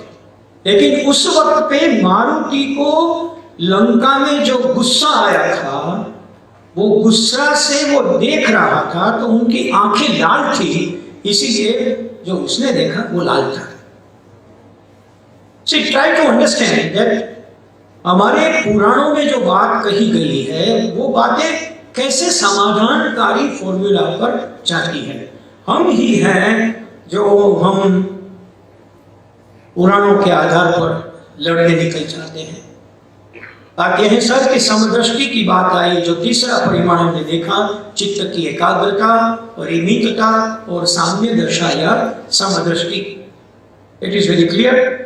मैं यहाँ कोट करूँ गुजराती साहित्य के बहुत अच्छे से चिंतक श्री गुणवंत शाह ने कृष्णनु जीवन संगीत, वो टाइटल से गुजराती में, उसका भी हिंदी हो गया है, एक पुस्तक लिखा है और उसमें इसने दो बातें बहुत अच्छी तरह से बताई। वो कहते हैं कि छठे अध्याय में हमारा उद्धार कोई दूसरा करे, हमारा उद्धार कोई दूसरा करे वो भगवान श्री कृष्ण को पसंद नहीं है, इसीलिए इस योग का नाम आत्मसंयम योग रखा है। तू ही तेरा उद्धार है। हमने आगे देखा, ऑलरेडी वी हैव सीन, तेरे को डुबाने वाला तू है, तेरे को तारने वाला तू है, तेरा बंधु तू है, तेरा शत्रु तू है। जो करता है तू करेगा, नहीं करेगा तू करेगा, किसी और के ऊपर डिपेंडेंट मत रहो। आत्मनिर्भर वाला शब्द अभी आया है, यहां तो पहले से बताया है। आत्मसंयम का अर्थ है आत्मसंयमित होके तो आत्मनिर्भर हो जाएंगे। एक छोटी सी बात मैं बोलूं, घर में आप पानी के लिए बहन को बोलते हैं पानी लेके आओ, मम्मा पानी दे दो, छोड़ दो इतनी बात बस। आज से जाके जब पानी पीना है तो I will get up from my chair, go to the kitchen, drink water and come back. छोटी सी बात, संयम स्टार्ट्स। संयम के लिए कोई और बात जरूरी नहीं है sir, you can make it. मेरे लिए लोग कहते हैं कि 3-4 किलोमीटर चलना चाहिए। अभी मैं क्या करता हूँ, when I go to some institute I go by car and when I come back I ask my driver that you can go, I will come on walk. ऐसे वॉक में जाने के लिए समय नहीं मिलता क्योंकि इतना ही घूमता रहता हूँ। कल करण भाई ने पूछा था कि आप वॉक के लिए जाएंगे, मैंने कहा मुंबई में वॉक के लिए जाएंगे तो वापस नहीं आएंगे, तो वो जोखिम यहाँ पे नहीं उठाएंगे। तो बात ये है कि संयम क्या है, जो टाइटल है आत्म संयम मीन्स अपने आप नक्की करो, अपने आप डिसाइड करो, अप्लाई करो, प्रोस एंड कॉन्स के बारे में सोचो, and you will see that repeated action becomes habit. Last one, यहाँ कहते हैं कि और कोई हमारा उद्धार करे वो योग्य नहीं है। जैन धर्म को मैंने यहाँ कोट किया है, वो कहते हैं जीतवी जातने सारी अन्यने જીતવા થતી। બીજા ઉપર વિજય મેળવવાનું આપણું કામ નથી, આપણું કામ તો આપણી જાત ઉપર વિજય મેળવવાનું છે। આપણે આપણી જાત ઉપર મેળવશું વિજય તો કઈ વાંધો નહીં આવે।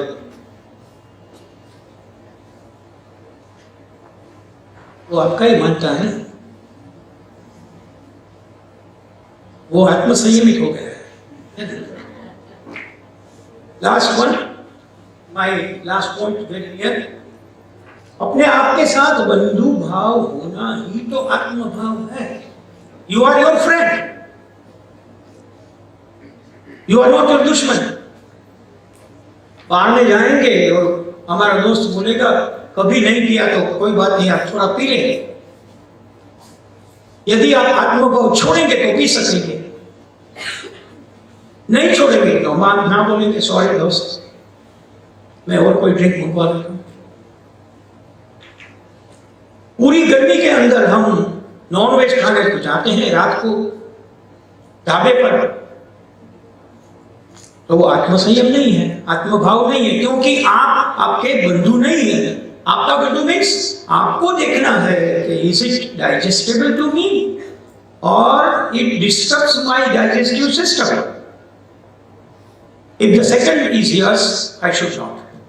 वो और कोई नहीं बोलेगा सर, वहां कोई भगवान नहीं आएंगे वो कहेंगे कि क्या करना है।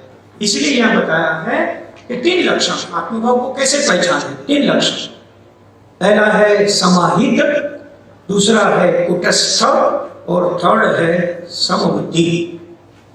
समाहित का अर्थ क्या है, जो समत्व को प्राप्त होता है वह समाहित है। समत्व को मीन्स आपके पास 2 एंड है, 2 है, सुख और दुख, अपना और पराया, ऐसे 2 हमारे द्वंद्व होते हैं, ड्युअलिटी।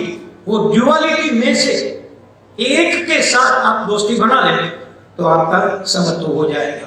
एक के मीन्स प्रोएक्टिव के साथ, नॉट रिएक्टिव के साथ। प्रोएक्टिव वाली बात तो आज मैनेजमेंट में हलचल कर रहे हैं, वो यहाँ पे कही गई है। दूसरी बात कुटस्थ, ज्ञान और विज्ञान में स्पृहा न रखना कुटस्थ है। स्पृहा मीन्स अटैचमेंट, ये मेरा ज्ञान है, मैं इतना जानता हूं। बहुत बड़े बड़े लोग बोलते हैं इतने भाष्य मैंने पढ़े हैं, इतने लिखे हैं। अभी जो आपने मेरा बायोडाटा सुना, अभी जो वो कुटस्थ नहीं था, क्योंकि उसमें बताया गया इतने लोग डॉक्टरेट हो गए हैं, इतना पुस्तक बनाए हैं। ज्ञान और विज्ञान में स्पृहा न रखना, डिटैचमेंट, आसक्ति मत रखो, डोंट डू इट। पर उनके साथ जुड़ना जरूरी नहीं। आपकी माता माता है, लेकिन माता नहीं है तो मैं नहीं हूं, वो याद रखना है। वो भी नहीं होगी, पिता भी नहीं होंगे, मैं भी नहीं हूंगा। यही तो बात करने के लिए भगवान श्री कृष्ण आए हैं। बहुत आरंभ में कहते हैं कृष्ण को, क्यों बोल रहा है कि वो मेरा गुरु है, वो मेरे भ्राता है। कोई नहीं रहेगा, तू अपने भ्राता को, अपने गुरु को नहीं मारता, उनके देह को मार रहा है, जो किसी ना किसी वक्त जाने वाला है। आपको निमित्त बनना है। लास्ट वन, समबुद्धि, संबंधी और शत्रु, दुश्मन और मित्र, अपने और पराये, साधु और असाधु, ये हमारा द्वंद्व रहता है। ये साधु है, वहां जाऊं, जाने के बाद सोचेंगे कि गया वो अच्छा है, दो लोगों को पूछेंगे कि वो स्वामी है, वो कैसा लगता है। ओशो कहते हैं, सर आपकी समस्या आपकी है, उनका उकेल कोई औरों के पास नहीं है, आपके पास। Very nicely said. ये दोनों द्वंद्व में से जो समान भाव से बाहर निकल जाता है वो सहानुभूति है। आपको ये देखना है, मैं डिटेल में नहीं जाऊंगा, बहुत कम मिनट है। बुद्ध के जो 4 आयाम हैं, मैत्री, करुणा, मुदिता और उपेक्षा, ये 4 के ऊपर 4 लेक्चर हो सकते हैं। बहुत अच्छी बात समझने वाली है। मैंने कोट इसलिए किया है कि आप ये वर्ड्स खोज कर, नोट करके खोजो क्या है मैत्री, किसे मैत्री की। एक दिन किसी ने एक नोटबुक दे दिया, मैत्री हो गई, और हमको लव जिहाद की बात करनी लगे, इतनी मैत्री हो गई। तो मैत्री क्या है वो समझना है तो वहां जाइए। करुणा क्या है, मुदिता क्या हुआ, उपेक्षा। बुद्ध ने कहा था दुख है, दुख महसूस होता है, दुख को मिटाने का कारण है, उपाय है, और उपाय उपलब्ध है। 4 स्टेप बुद्ध ने दिए थे, वो जरा डिटेल में आप कभी भी अच्छी तरह से पढ़ लीजिए। तो last but not the least, ये पीछे गया, okay sorry, next one sir. ये मैंने बोल दिया है कि अभ्यास और वैराग्य क्या है। एक बहुत अच्छी सी बात, जो गुजरात से आते हैं उनको मालूम है, गुजराती जानते हैं उसको, कि खेतों में एक बिन जरूरी कुछ उग जाता है, जिनको हम गुजराती में निंदामण कहते हैं। ये जो निंदामण है वो वैराग्य विध्वंसक है, अभ्यास विधायक है। खेतों में से अनावश्यक घास फूस को निकालना विध्वंसक काम है, लेकिन खेत में बीज को बोना वो विधायक काम है। ऐसी जो बातें हैं वैराग्य है। और अर्जुन बीतते समय के बाद, क्षण बीत रहा, इतना समझाया है, इतने श्लोकों तक पहुंच गए अर्जुन के, भगवान सारथी है, फिर भी वो पूछता है। कैसा प्रश्न है देखो फ्रेंड्स, मेरा ऐसा मानना है, मैंने आके ही आपको बताया था कि आपको कोई प्रश्न है तो बीच में पूछ लीजिए, कोई हरकत नहीं है। लेकिन मेरा अनुभव ऐसा है कि अर्जुन के बाद ऐसा कोई विद्यार्थी इस देश में नहीं आया जिसने कभी प्रश्न पूछा है, और वो अच्छा हुआ कि अर्जुन ने पूछा। वो इतना गिर गया, नीचे फेंक के बैठ गया, वरना हमको भगवद गीता नहीं मिलती थी। 6th चैप्टर के एंड में फिर से वो बोलता है, क्षीण होती जा रही क्षमता को, हे भगवान 2 दिनों के बाद तो मर जाएंगे, अब ये साधना का क्या अर्थ है। देखो 46 श्लोक गए वो पाने में, ठीक है। जवाब क्या है भगवान का, नेक्स्ट इज लास्ट। भगवान सस्मित कहते हैं, खुश होकर कहते हैं, दुखी नहीं हो रहा है। भगवान कृष्ण जैसा कोई गुरु भी नहीं मिला, टीचर भी नहीं मिला, कि हम जिसको पढ़ के गुस्से में आ जाते हैं कि क्या पूछ रहा है। 47 श्लोक में समझाया, फिर भी बोलता है कि 2 दिन में मर जाना है तो भी क्या करना है। भगवान ने जवाब दिया, हमारा मरण एक लंबी नींद हो जाती है। आप नींद से डरते हो, रात को सोते वक्त डरते हो, नहीं डरते ना, तो फिर मरण से क्यों डरना। और द लास्ट स्टेटमेंट, जैसे आपको मालूम है कि पुष्पा 1 के बाद कुछ ऐसा क्लू दिया गया था कि पुष्पा 2 आए, ठीक है, वैसा लास्ट स्टेटमेंट। भगवान श्री कृष्ण भी बहुत अच्छे से एक्टर डायरेक्टर हैं, उसने भी लास्ट में बोला 47 के एंड में, मरण के बाद भी यह सब साधनाएं आके तुमको मिलने वाली है। दैट मीन्स अगले अध्याय में वंशोगण आपको मिलने वाला हूँ। It is already 12:42 and I have been asked to say for the question and answer. Thank you very much, friends. आपने एकाग्रता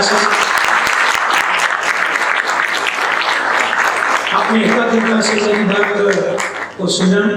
मैं चाहूँ कि घर जाओ तब तक शून्याग्रता हो जाए। लेकिन एक बात मैं आपको कहूं कि this is the right age for Gita. Swami Vivekananda ने कहा था कि ये उम्र तुम्हारी गीता पढ़ने की नहीं है, जाओ सामने फुटबॉल का मैदान खुला पड़ा है, खेलो। हमको लगे कि विवेकानंद ऐसा क्यों कर रहे हैं। If you are very well versed with the 6th chapter, वो वही कर रहे हैं कि तेरे को कर्म करना है। जाके अभी आपका उम्र खेलने का है, खेलो, लेकिन समझ भाव लेके खेलो, एकाग्रता से खेलो। सचिन के लिए जिंदगी में कोई भी गोल ऐसा नहीं हुआ इसको उसने निग्लेक्ट किया। एक गोल निग्लेक्ट कर देते तो ये जो रिकॉर्ड हुआ वो नहीं होता। क्रिकेट का भगवान लोग बोल रहे हैं, वो नहीं हो पाता। लता मंगेशकर ने गाते वक्त कोई एक सुर पे अपना पूरा ध्यान केंद्रित न किया होता, वही तो बोल रहे हैं चित्त की एकाग्रता, वही तो बोल रहे हैं। तो वहां गीता है, go to the football ground and play. वो पढ़ने के बाद आओ और गीता सुनो। Thank you very much, so nice of you. Whatever you are assigned, whatever you are assigned, number 2, you have accepted, you do it with full perfectness. इसको ध्यान। ध्यान का मीनिंग एक जगह पे बैठना, आंखें बंद करना नहीं है। मैं आपको एक कोट बताऊं। पौंडीचेरी में जब मदर थी, फ्रांस की लेडी थी, महर्षि के पास आके ठहरे थे। उन्होंने किसी को पूछा आपके जैसा ही प्रश्न कि मदर ध्यान क्या है, तो बहुत अच्छा सा रिप्लाई दिया, जरा ध्यान से सुनिए। मदर ने कहा कि यदि मेरे को कोई गरीब की झोपड़ी को साफ सुथरा करने का काम दिया गया है और मैंने उसका स्वीकार किया है, तो मैं वो गरीब की झोपड़ी ऐसे साफ करूंगी जैसे मैं बहुत बड़े डॉक्टर के हॉस्पिटल का ऑपरेशन थिएटर साफ कर रही हूं। ये मेरा ध्यान है। आप अपने स्वीकृत काम को कितना अहमियत देते हैं। फ्रेंड, एक बात समझ लीजिए, काम करने के बाद ये आगे और पीछे क्यों होता है मालूम है? जो आगे होता है उसने अपने कर्म को अहमियत दी है, इंपोर्टेंस दिया और बाद में कर्म किया है। दूसरा है उसने अहमियत नहीं दी, वैसे ही सब करते हैं, ऐसे कर लिया। तो फर्स्ट वन इज ध्यानस्थ। और 6th चैप्टर में कहते हैं कि भाई उनको ही तू योगी समझ, दूसरे को समझने की जरूरत नहीं। दिस इज ध्यान। डेफिनेशंस कही है, लेकिन प्रैक्टिकली क्या है वो मैंने आपको बताया। Thank you sir. हाँ जी, गुड आफ्टरनून सर। मेरा सवाल है कि मनुष्य के लिए कौन से कर्म करना सर्वश्रेष्ठ माना गया है? अच्छा, कौन से कर्म करना?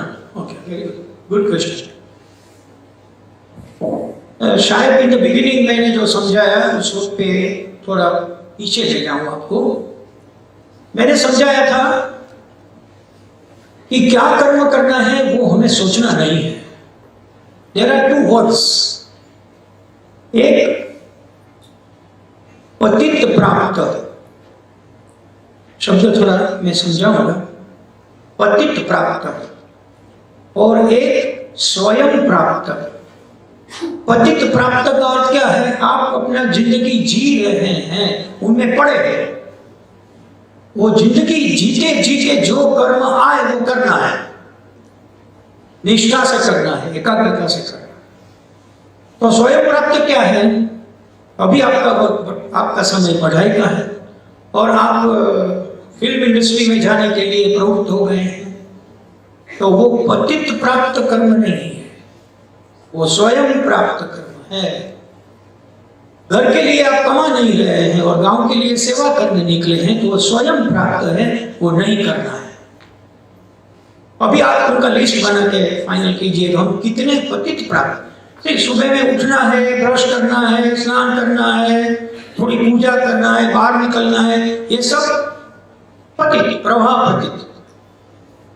लेकिन कॉलेज में से 2 पीरियड बंक करके फील्ड की टिकट मिले तो चला जाना है, वो स्वयं प्राप्त, वो नहीं करना है। अभी दूसरी बात, मैंने बताया कि जब मैं और तुम जन्म लेते हो तो ईश्वर हमें अपना होमवर्क देके भेजता है। कोई भी ऐसे आया और ऐसे गया, ऐसा नहीं। उनके साथ होमवर्क है। आप बोल सकते हैं ओसामा बिन लादेन का, हाँ, उनको भी होमवर्क दिया था कि जाओ ट्विन टावर में जाके प्लेन घुसाओ, तो घुसा दिया। वो भी कर्म था। भगवान कहते हैं कि जो भी करता हूं मैं ही करता हूं, और इसीलिए उसने कहा कि तू भी मानने लग कि जो करूंगा वो मैं करूंगा, वो कोई नहीं करेगा। तो जब आप जन्म लेते हैं तब आपके साथ 3 ऑर्गेनाइजेशन साथ में आती है। ये मैंने पहले सेशन में बताया था। 3 ऑर्गेनाइजेशन में 3 संस्थाएं ईश्वर आपको साथ में भेजता है। पहली संस्था हमारा बॉडी, दूसरी संस्था हमारा कुटुंब, और तीसरी संस्था हमारा कॉस्मोस, अस्तित्व, पर्यावरण। हमारे देह को जो अच्छी तरह से रख सके, ऐसा खाना, ऐसा सोना, ऐसा सोचना, हमारे देह से किसी को डिस्टर्ब न करना, ये देह का कर्म है। मैंने कहा था कुटुंब में अपना कुटुंब नहीं है, मेरे बगल में कोई रहता है, मेरे स्कूल में आता हूँ, कॉलेज में आता हूँ, ये सब मेरा कुटुंब है।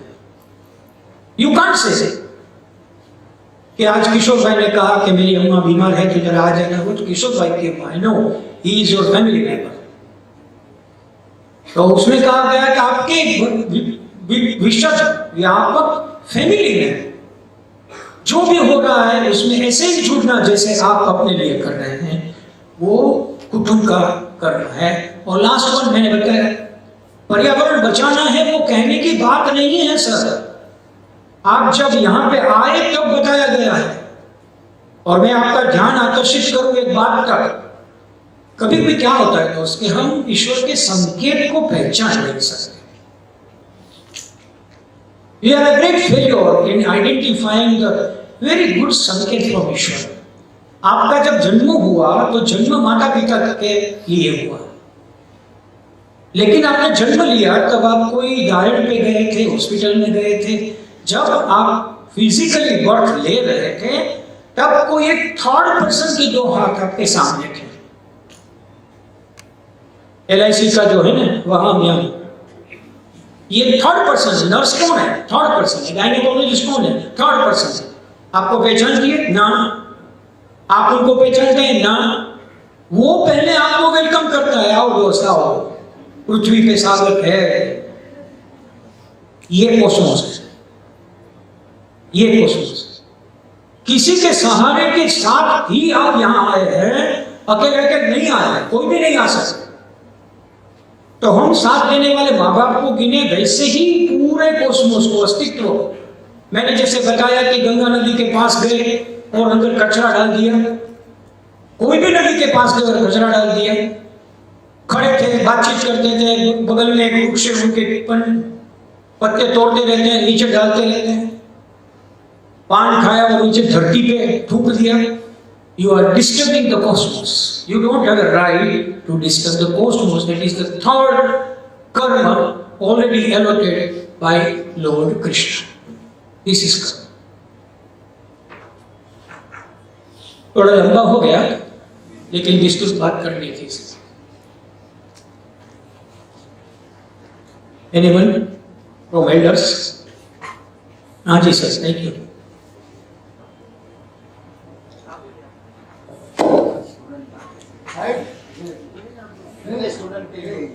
Good afternoon sir. Good afternoon. Sir my question is, जो हम कर्म करते हैं हमारे डेली लाइफ में, वो तो कर्म है ही, बट जो हम दूसरे के प्रति जो विचार करते हैं, जो भावना उत्पन्न होती है हमारे मन में, वो भी एक टाइप का कर्म ही हुआ ना? डेफिनेटली हुआ, डेफिनेटली हुआ। मैं आपको बताऊं सर, हमारे 4 आयाम हैं, हमारे 4 आयाम हैं, डायमेंशंस। पहला है, उसको बोलते हैं कॉग्निटिव, 3 आयाम है, cognitive domain, psychomotor domain and affective domain. ज्ञानात्मक, भावात्मक और क्रियात्मक। ठीक है, हम जानते हैं कि हमारे लिए क्या करना है, वो हम अच्छी तरह से कर रहे हैं। उसको डिस्टर्ब किए बिना किसी के प्रति भावना प्रस्तुत करें, भावना प्रस्तुत करें तो वो भावात्मक कर्म है। मैं एक बात छोटी सी बोलूं सर, कई बच्चे साथ में होकर गालियां बोल रहे हैं, अपशब्द बोल रहे हैं, and you feel that this is not good, you are doing भावनात्मक कर्म। पर उसके बाद क्रियात्मक कर्म क्या जरूरी है? आप वहां से उठ के भागो जल्दी, उनको मत बोलो साला गाली बोलता है, क्योंकि उनके साथ निपटने से हो सके कि आप भी गाली बोलते लगे उसको। तो better is that to feel that something is going wrong और गुड इज भावनात्मक कर्म, एंड देन द नेक्स्ट कर्म इज क्रियात्मक। तो भावना प्रदर्शित करते हैं वो अच्छी बात है, वो आपका अच्छा कर्म है। लेकिन एक बात अच्छी तरह से याद रखना है, जिसमें साइकोमोटर डोमेन काम नहीं करता है वो छोटा कर्म है। वो psychomotor means I personally go with my hands and legs and I, आप कुछ दे रहे हैं तो वो भावनात्मक कर्म है। Okay, thank you. हाँ सर।